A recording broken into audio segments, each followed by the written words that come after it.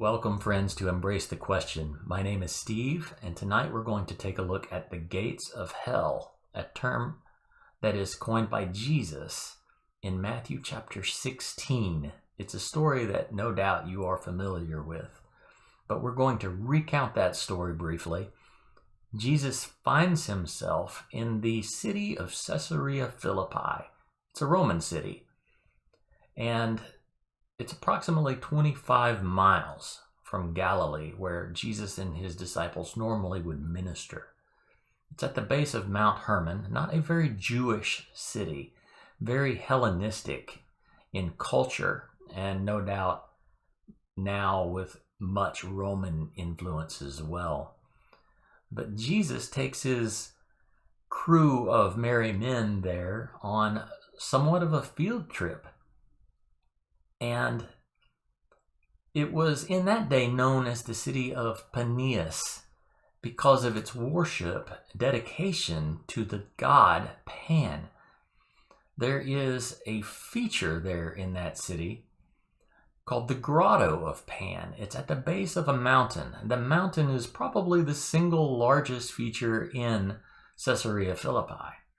So when we have the dialogue of Matthew chapter 16, it is most probable that Jesus and his disciples are standing on that mountain, taking a look around. The worship of the god Pan would have been very lewd, very hedonistic, sexual in nature. Not the kind of place that good people visited, right?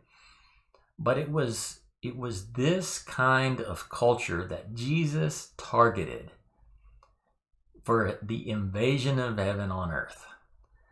And when they were probably standing upon that mountain,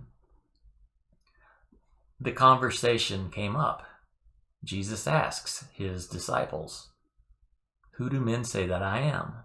To which they responded, "Some say you're Jeremiah, some say that you're the prophet, some say you're John the Baptist."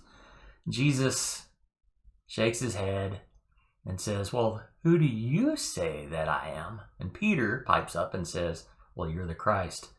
You're the Son of the living God." And Jesus says, "Well done, Peter. Flesh and blood could not have revealed that answer to you." It was a spiritually motivated answer. Then he says this phrase, "And upon this rock," which is why I believe they were standing on this one prominent mountain. "Upon this rock I will build my church, and the gates of hell shall not prevail against it."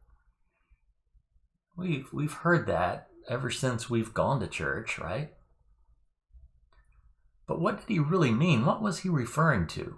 Well, geographically, at the base of this mountain in Caesarea Philippi was a grotto of Pan. It was a place where they worshipped Pan and all their lewd and hedonistic rituals. And perhaps they were doing such a thing during this conversation. I don't know. But at the base of this mountain, in this grotto, a stream ran out of a cave, a big yawning opening in this mountainside. And that opening was known as the gates of hell. The gates of hell shall not prevail against my church.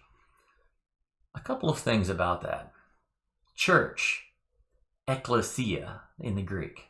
Ek meaning out, and kleio in the Greek. Again, ekkleio, or the called out ones, to call out. So the church is the called out ones, but this is not a New Testament phrase. This phrase has been, well, it originated in Athens. It originated with the Greeks. And the Greeks had an ecclesia, those that were called out. And these had a mission. They had a purpose. And their purpose was to set policies, to determine jurisdictions, to decide what goes and who went and who stayed. They were somewhat of the government setters in that day, the ecclesia. And then Jesus says something else that's very interesting. He says, I'm giving you the keys to the kingdom, and they are this. Whatever you bind on earth will be bound in heaven, and whatever you loose on earth will be loosed in heaven. This sounds like the same commission, the same power given to the original ecclesia to determine, to set the policies, the jurisdictions, the government, what goes and what doesn't go in the society in which it has responsibility. Wow. And then he said, the gates of hell will not prevail against this ecclesia. The gates of hell shall not prevail. That's provoking, because unless Jesus is not referring to a literal hell like we were all taught in Sunday school when we were little, apparently hell is a place where people can be pulled out of. And I'm not talking about the early Catholic teaching of praying people out of purgatory. I'm talking about hell in Jesus's usage here is not literal. It is figurative. People are walking around in hell. And the ecclesia has everything to do with setting jurisdictions, binding, loosing, doing things to rescue these people that are living in a figurative hell. And I'm not saying that there's a huge difference. You can see that with how people live day to day. Suicide. Why do people commit suicide? Because there is no life that they can see, that they can grasp.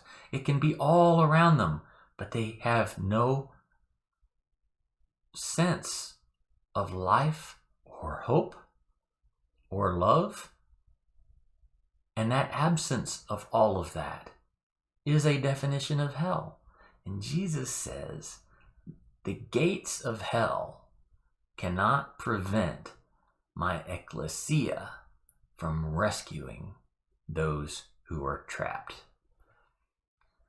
So the gates of hell in Jesus's usage in this story are figurative in nature, and the church, the ecclesia, has the authority and the commission to rescue people from the clutches of hell itself.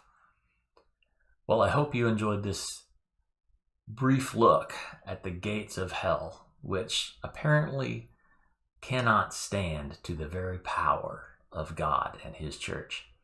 Like, subscribe, and I will see you next week. Blessings.